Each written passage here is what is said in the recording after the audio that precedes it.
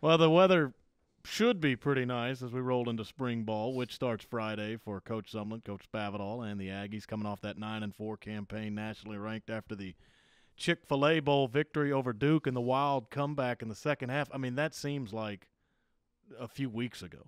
It doesn't seem far removed from being in Atlanta and winning the game against Duke. No doubt. It seems like there's been no time to rest. If you thought about it, we did the Chick-fil-A Bowl game. We went right into recruiting to try to solidify the 2014 class. And then, if you think about it, that was February 5th was signing day, and now February 28th we're starting spring ball. So, not very much time to rest, just solidified recruiting, and now we're trying to put together a pretty good package to start spring ball.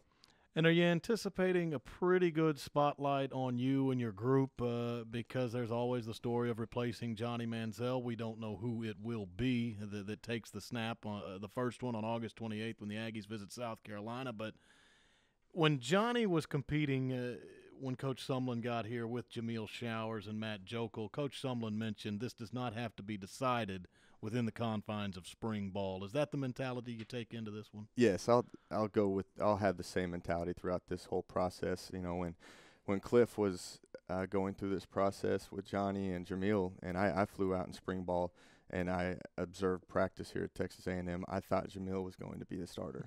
A lot of us did. And there's a lot to be said. You got a good summer session. You got 2 months in the summer where they're going to be working with the kids and getting better, and then you also have I'd say about 15 to 18 practices of of fall ball before we actually get into game preparation for South Carolina. So, we got a lot of time ahead of us, and I'm ready to get to work with them. Pretty excited about this. With you guys on the staff, as you try to determine a starter, is it a lot more? Are you watching a lot more than just on the field? Are you watching how they prepare themselves for meetings, how they do in meetings, how they do in the weight rooms? Is it a lot more of a complete package versus literally just what they're doing on the field here in spring? Yeah, it's a complete package type deal.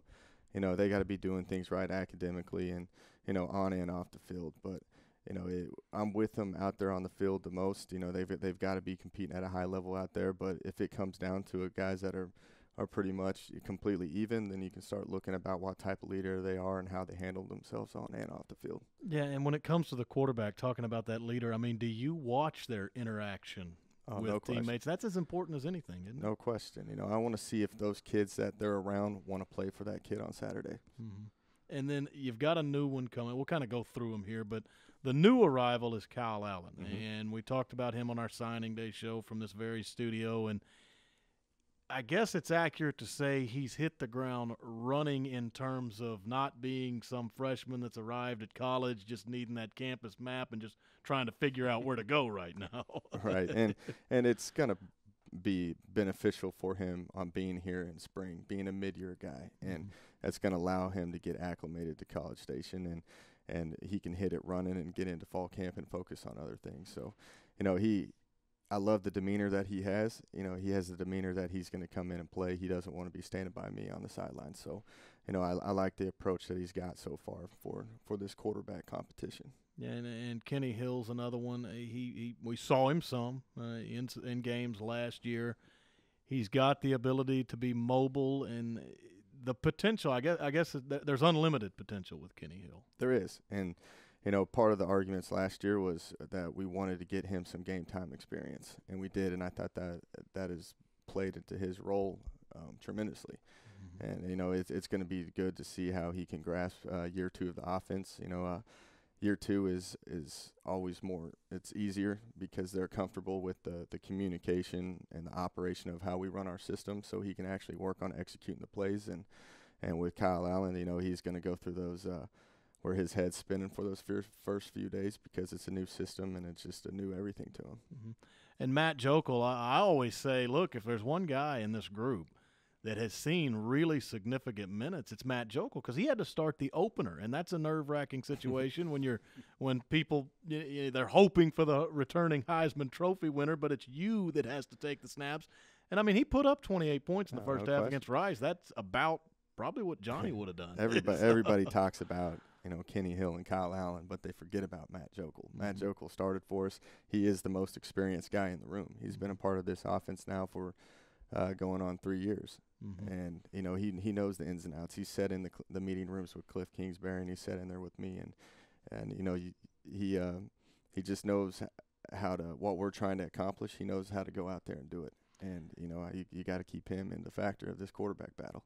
And kind of take me into the film room with yourself when you get the quarterbacks in there. I mean, you want input from these guys. You don't want that film room to just be you verbalizing everything and just teaching, and they're just trying to absorb things. I mean, you want to hear from them, don't you? Oh, no doubt. I'm not a guy that gets up there and lectures in my room. I want to get those kids talking to me, and so I can get an understanding of what they like. I've been fortunate now to have 4 NFL quarterbacks, and every single one of those guys do things differently, and it's up to me to figure out what they're comfortable with doing, and it's just also you can learn from them on some things of ideas off of stuff. So I'm very open in my room. I want them to get them talking and keep it at a very comfortable level. Mm-hmm. And I go back. I was talking about the Chick-fil-A Bowl earlier, and we talked to you before it, and even after. And you mentioned that you didn't have a whole lot of nerves due to it being your first night as the play caller. But I'm almost surprised by that because we talked to Kevin Sumlin the first time he ever had to call plays here at Texas A&M, his first stint as an assistant under R.C. Slocum.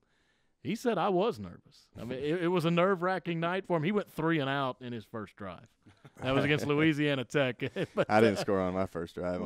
But well, you were down 21. I mean, but I've been very fortunate to be around a lot of good coaches. And I always tell people, this system that we're in, it's the only thing I know how to coach. Mm-hmm. I can't come in and coach 22 and 21 personnel under center. I run the football, play action. I can't coach that stuff. I just know how to do this spread up tempo offense. And then I've been fortunate to be around Dana Holgerson and Cliff Kingsbury, and I've gotten to, understands the ins and outs of it, and I have answers for everything that the defense is doing. I thought I've just been prepared over the years to do this. Mm-hmm.